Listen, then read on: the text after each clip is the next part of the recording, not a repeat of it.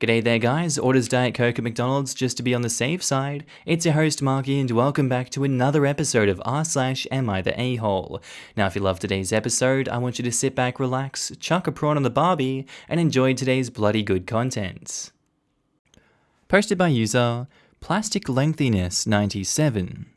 Titled, Am I the A-hole for sticking up for my girlfriend? So my mum is a child carer and does this full time. I've started seeing a girl who is a hairdresser.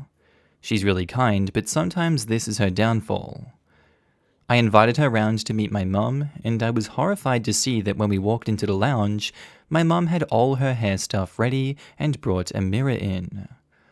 I asked what she was doing, and she said, what better way to know each other than her do my hair? This was even before they'd been introduced. My girlfriend had some stuff in the car and brought it in. She said it was fine, but it was kind of awkward. I didn't want to make things worse by having a full-blown argument with my mum on the first time she'd met her. Anyway, the whole treatment took over an hour, and my girlfriend said it was easily a $200 job. My mum even had the nerve to ask her to do her nails, and I couldn't believe it as I've never seen this side of her. She then said, as she was leaving, that she'll give her $20 next time we see her. I was livid as she didn't seem like she put much effort into getting to know her at all. Anyway, my girlfriend has 2 kids from a previous marriage, and I get along with them pretty well, and I was due to look after them. I phoned my mum and asked her if she had any plans for the rest of the day, and she said no. I drove the kids round and just told Mum, what better way to get to know them than looking after them for 24 hours? I could see she was annoyed. She phoned me a few hours later and said that I should come get them. I told her I'd had a few drinks, so can't, but it's her job to look after children, so I thought she'd be able to do it in her free time as well, just like my girlfriend's hairdressing. She got the point I was trying to make, and she said I was well out of line for doing this. I told my girlfriend about it, and we both agreed that she's a bitter old woman who is selfish and vile, who has a look in her eye, saying that she hasn't been screwed properly in years. Oh my god! That's really mean. My mum won't speak to me now, but I'd rather make the point than her walk all over my girlfriend. Oh god, just because you can do it doesn't mean it's the right thing. You had the chance to be on the moral high ground on this one, and you chose to stoop down to her level. Yes, it's probably a good way to teach her a lesson, but dumping your girlfriend's 2 kids on your mother, who we don't know very well, could be seen as abandonment in some case, I guess. Maybe that's pushing it? I think there was better ways to have taught her this lesson than have your girlfriend's 2 kids be put into this situation. I feel like this is not their circus and not their monkeys. You used them as bargaining tools, and that's not the right way to go about it. Obviously, what she did was horrendous, basically using your girlfriend for free hairdressing treatment and nails, and your girlfriend is a saint for going through with it and not just saying, no, let's have a chat, I don't feel comfortable doing that. Unfortunately, this is an everyone sucks here situation. Everyone sucks here. You were right to stick up for your girlfriend, but not this way. Why? 2 wrongs don't make a right. Or, you used the children as weapons in a passive-aggressive fight. You're actually modeling mum's behavior while complaining about it. You owe girlfriend and kids an apology, and also, you should pay girlfriend for mum's hair since you allowed that. Then try to backcharge mum. Also, those last few lines were nasty as hell with some gross misogyny thrown in to boot. The idea that women need men to give them a good effing to keep us in our place is a disgusting trope that needs to go back under the rock that OP crawled out from. Everyone sucks here. Even the girlfriend if she agreed with this. Yeah, for real. I actually made a face when I read that part. Also, he shouldn't be punishing his girlfriend's kids by making them stay a whole day with a stranger that doesn't even want to watch them. Everyone sucks here, but what the hell is wrong with you talking about your mum not being properly screwed? That's disgusting. You also left 2 innocent kids with someone you consider a vile woman. You are way worse here. Way worse. The gross, rotten apple did not fall far from the tree. You didn't stick up for your girlfriend. You used her kids as pawns so you could get drunk. Your girlfriend could have said no to the hairdo, you know? Honestly, I'm leaning more to you're the a-hole. When they originally went to the mum's house, they could have just made up an excuse to not do his mum's hair and have booked an appointment at the girlfriend's salon. Saying stuff like, I've had a long day at work. I have a migraine. I feel uncomfortable not using my own hair tools. It's my day off, I just want to relax. OP is a massive a-hole because he brought innocent children into his petty disputes. He knows his mum is a piece of work, but still thought exposing children to that would be fine. Frankly, I think what he did was disgusting. So yeah, OP, you're the a-hole. Even if his mum was sort of one too, what she did was nothing compared to what OP did.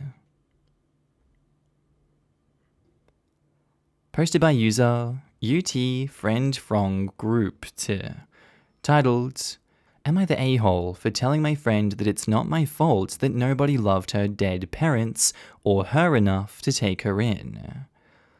I, 16 female, never knew who my father was. I was raised single-handedly by my mum.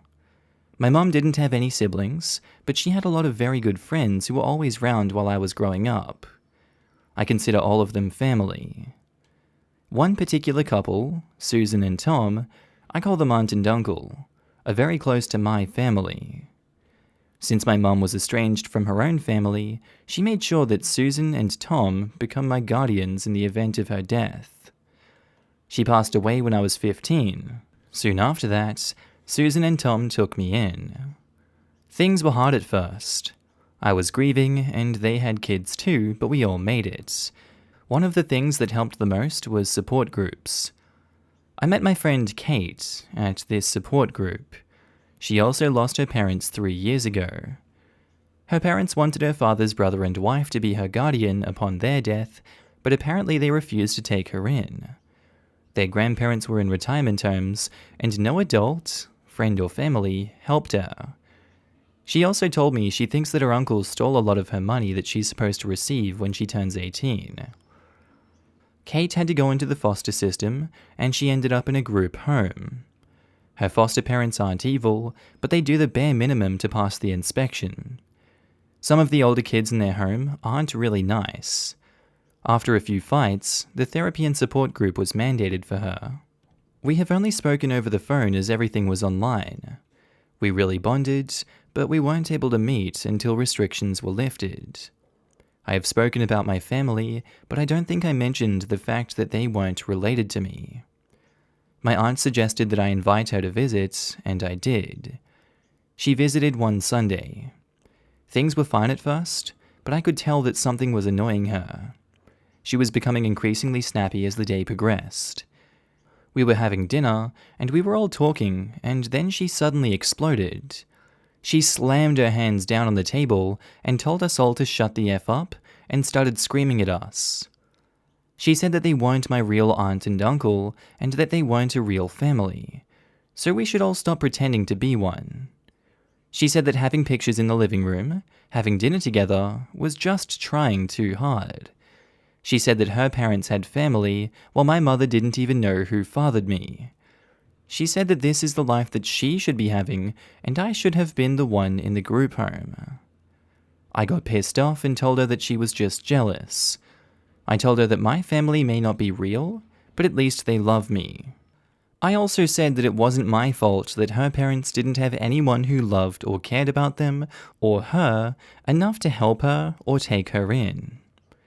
She stormed out after that, and I immediately blocked her everywhere as I didn't want to talk to her again.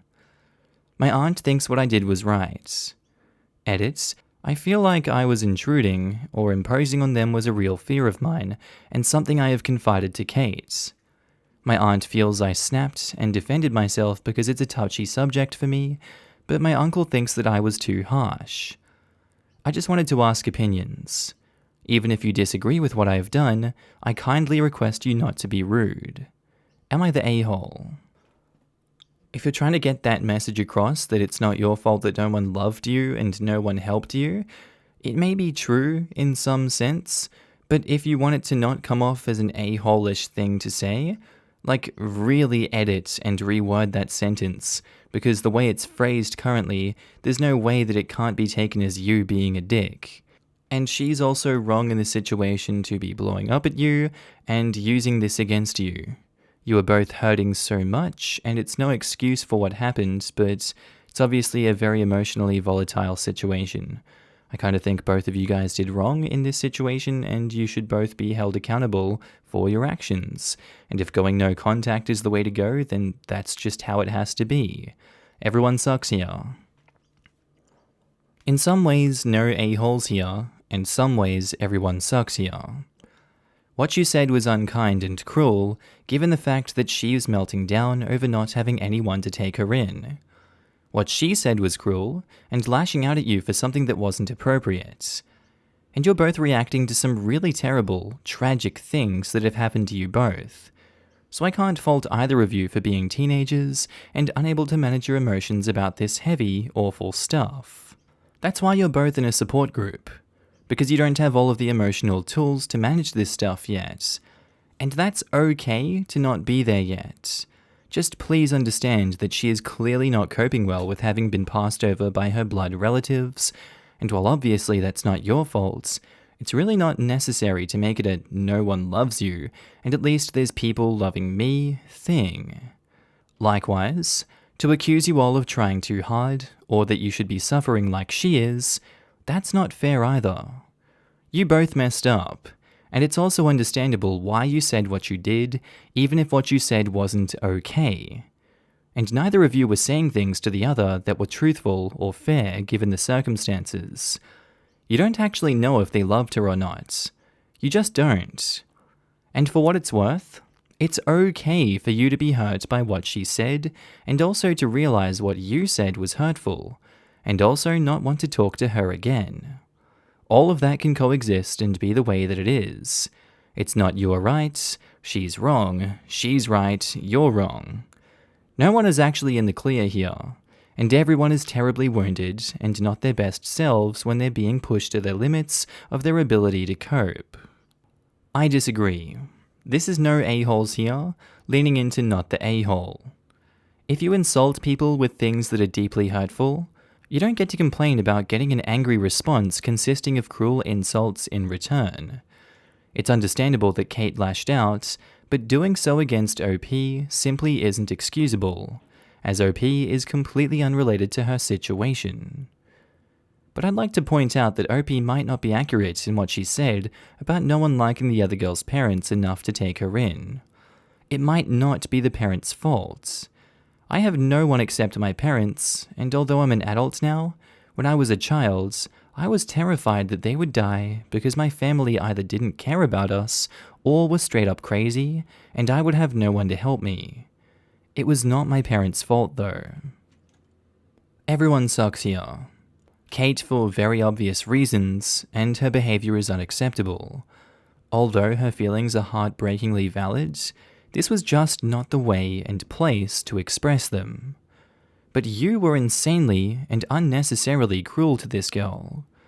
You would have been fine if you had said she's jealous and it's not your fault. Where you crossed the line was telling her nobody cared or loved her enough to take her in. You know why? 1, because you should never say that to anyone. 2, because she is very, very painfully aware of that every moment of her existence, and you just decided to voice that very real feeling and walk away. This girl has been dealt such an incredibly hard life. While her outburst was unacceptable in that instance, her feelings are perfectly acceptable and sadly normal for someone in her situation. You are not required to by any means, and you're not wrong for not being her friend after this, but I do think you would be wrong if you don't apologize to her for what you said to her. The difference here is that OP got insulted by someone whom she was trying to be a friend and open up to, while Kate insulted someone who was trying to open up to her and be a friend to her. OP only then responded in kind. How do you equate the two? It's pretty obvious. Thanks to basic decorum, there are just certain things you should never say to anyone, no matter what they say to you. What OP said could be taken as telling someone that there isn't a single person on Earth who cared enough about them or their dead parents enough to take them in. Prefixing the sentence with, "I'm sorry, but," doesn't change the emotional damage.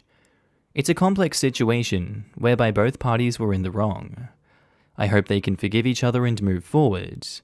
I don't blame either of them for their actions, as they have both undergone immense hardship.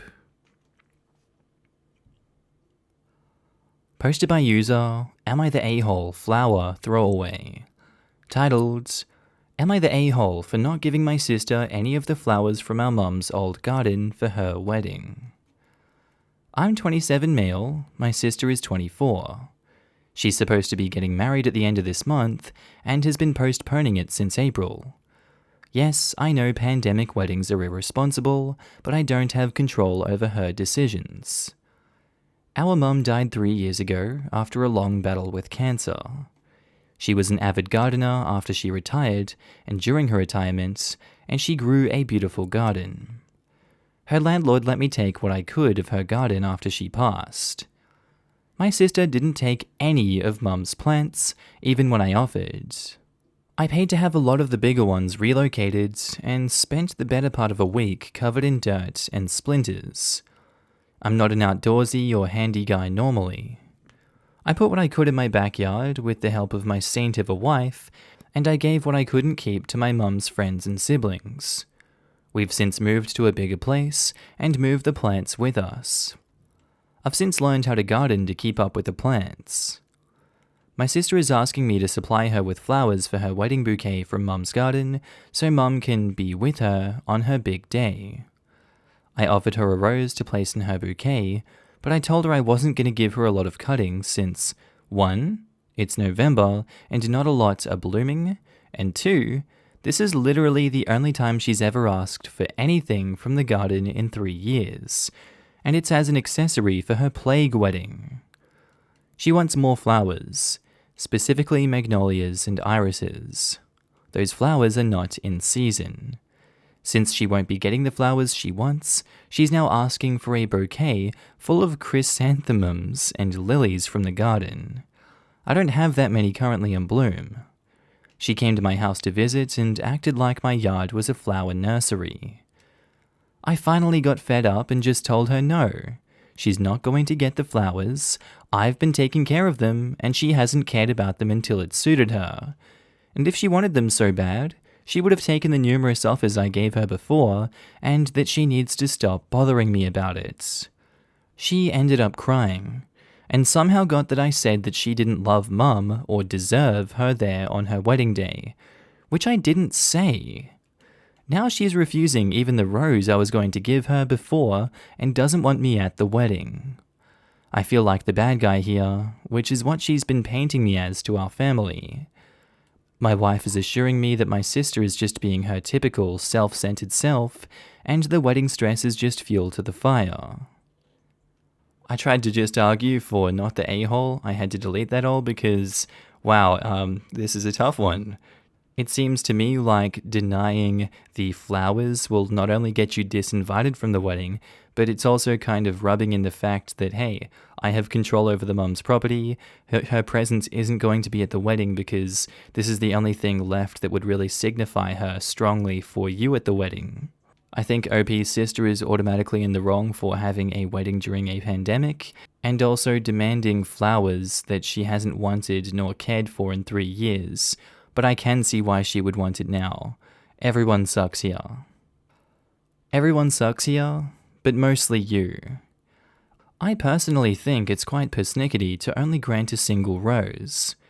If you could do her up a bouquet of her dead mother's ex-flowers, then I'd do her up a bouquet. It's your sister's wedding. At 21 years old, was she even in a position to take, plant, and care for a load of flowers? Did she even have a permanent garden? She's not asking for her share of the flowers for her garden now, which would be totally out of line. She's asking for a bouquet. Now, if there realistically aren't any flowers available to do a bouquet, then that's a different conversation.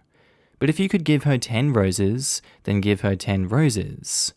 You are being an a-hole if you're saying no just because you can. It's pretty obvious this is her way of incorporating her mom into her day, and you turning around and saying no because she wants to take your flowers you worked so hard for, obviously made her feel like you were withholding that. I'm more with your sister on this one. If not for any reason that you've shown a total lack of empathy. Be a better elder sibling. What else did you get that she didn't because of age and being at different places in your lives? She was bratty by your description and thoughtless in that she has zero idea on how much work and effort has gone into maintaining the garden and flowers. I wonder if you knew how much work would be involved when you took them. Have you ever told your sister about that? It definitely is rude that she rocked up like it's a shop, but I question if you were actually wanting to help and accommodate her. I come back to the single rose comment. I don't know where you guys live, but there's just not much blooming in the garden at the end of November where I live. Certainly not enough to make a bouquet. And if that were the only issue, then I'd agree that there's nothing to be done and OP isn't the a-hole. But I don't understand why he wouldn't say, I can't guarantee how many flowers will still be in bloom by the end of the month, but you can have as many as we can get. I mean that literally. I don't understand gardening enough to know if there is a legitimate reason why cutting off however many flowers are still in bloom by then is a bad idea. Can it damage the plant's long-term health? Or is it something where, if he does it, they'll be back by next spring? ETA, I have been informed that cutting all the flowers can damage the plants, even at this time of year. I stand by my point that OP could still offer her all the flowers he can safely cut without damaging the plant. No a-holes here. I understand your feelings about your garden and your mum's plants. You feel your sister hasn't earned the right to have the flowers. Weddings do tend to make people sentimental about family. Even though your sister wasn't interested in gardening, she is interested in the attachment to your mum. I think you should consider what your mum would want. Offer your sister the flowers that are in bloom and explain that the others don't bloom at this time of year. Remember that you are only giving her flowers that won't bloom much longer and that will bloom again next year. She's not taking anything permanent from you. Be the bigger person and share a renewable resource. Posted by user OKCaptain1510. Titled, Am I the a-hole for shaming a friend of a friend for not having money to eat? My friend Nick is friends with Joe. I'm cool with Joe, but he's less of a friend and more of an acquaintance. I know he's having a lot of family drama and has been couch surfing since his parents kicked him out. He has no job and doesn't go to school. I understand how not having a stable roof over your head can make that challenging. I do work and go to school. I don't have money at the end of each month because I help my family out with rent. I like to go to IHOP on the weekend to reward myself. If I go with friends, one person usually pays the tab, but all pay for our portion plus contribute to a tip at the same time. Point is that money is tight with me. This morning I went to IHOP with Nick and Joe. He sort of invited himself as he's staying with Nick and his family right now. My meal was like $11, Nick's was $9 and Joe's was $15. I offered to put it on my credit card, and Nick gave me $10 for his tab. Joe just shrugged and said he had no money, but would pay me back later. That pissed me off. I asked him, "Oh, so you found a job? When do you get paid?" He laughed and said he had no job. I asked him how is he going to pay me back, and he said not to worry. He was shameless and nonchalant about it. Finally, I told him that it was a total dick move to invite yourself to breakfast, knowing he could not pay and would not pay me back. I told him I don't even know him, and to do that to someone you don't know means you're very likely not to pay them back. He laughed, so I said no wonder his family disowned him. Nick told me that was a low blow.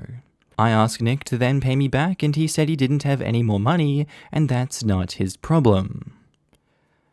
I don't know, it's sort of an everyone sucks here situation, but I'm on your side, so I'm gonna say it's a bit of a not the a-hole. Seems like you guys have some beef before this that you're not addressing, and Nick's a bit of a dickhead. So I'm kind of on your side on this one. Everyone sucks here, leaning on not the a-hole. Everyone sucks here. He definitely shouldn't have come along to the breakfast without knowing how he was going to pay for it, and he shouldn't have assumed you'd be happy to cover him. But this was a really low blow, saying, "I said no wonder his family disowned him." Not the a-hole. Entitled Joe orders the most expensive slice of the check, then snubs this guy who is paying. If I was OP, I would have left Joe with his $15 tab. F that guy. Whatever OP said in his disgust of the situation forced upon him does not measure to the lack of concern from Joe. Words are words in the end. Joe's actions spoke volumes of his character. I would cut them both for thinking so little of OP. A $15 mooch means people deserve to be disowned? People make fun of the, your boyfriend didn't do the dishes? Leave him for good, on relationship subs.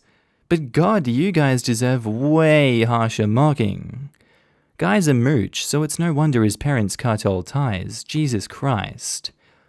I think it was more the kind of entitled attitude that Joe displayed that caused him to be cut off. If he treated his family the way he treated OP, I wouldn't wonder why they cut him off. I speak from experience with an entitled and narcissistic relative whose whole family cut her off one by one over the years due to how many bridges she burnt with her selfishness and entitlement. Not the a-hole.